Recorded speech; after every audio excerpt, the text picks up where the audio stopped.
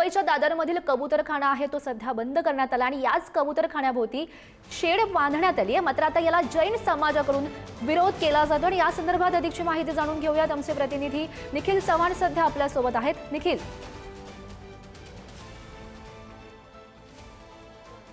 नक्कीच गौरी, आता सध्या आपण दादर येथील कबूतरखाना या विभागामध्ये आहोत आणि जर आपण कबूतरखान्याचे दृश्य पाहिली तर याच कबूतरखाना आहे तो संपूर्णपणे आता ताडपत्री बांधून शेड बांधून हा बंद करण्यात आलेला आहे। महानगरपालिकेकडून या आधीच आहे ते या कबूतरखान्याच्या इथे कबूतरांना अन्नधान्य न टाकण्यासंदर्भात जी नोटीस आहे ती लावलेली होती, परंतु तरी देखील या ठिकाणी कबूतरांना दाणे आहे ते टाकले जायचे आणि त्या अनुषंगाने आता पालिकेने स्ट्रिक्ट ऍक्शन घेत या ठिकाणी डायरेक्ट ताडपत्रीच बांधलेली आहे। परंतु आता कबूतर सर्व येऊन ह्या ताडपत्रीवरती बसलेले आहेत। दररोजच्या सवयीनुसार हे असंख्य कबूतर ह्या परिसरामध्ये आपल्याला पाहायला मिळतात, परंतु ह्याच मागणीला घेऊन अनेक नागरिक आहेत ते काही रस्त्यावरती उतरलेले आहेत आणि या ठिकाणी जे नागरिकांना मागणी आहे ती कबूतरखाना ओपन करून देण्यास संदर्भातले काही नागरिक आहेत।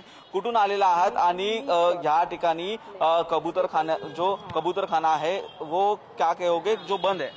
देखो, मैं फ्रॉम गोवा से हूँ और मैं यहाँ पे बसई में पहले रह चुकी हूँ। इसके मतलब 10-15 साल पहले रह चुकी हूँ और हम लोग अभी जा रहे हैं तो हम क्रॉस होते हुए हमने ये देखा कि यहाँ पे ऐसा कुछ चल रहा है। कबूतर लोगों को ऐसा ये 5 दिन से खाना नहीं दिया गया है। तो मेरा नाम मीत कौर है।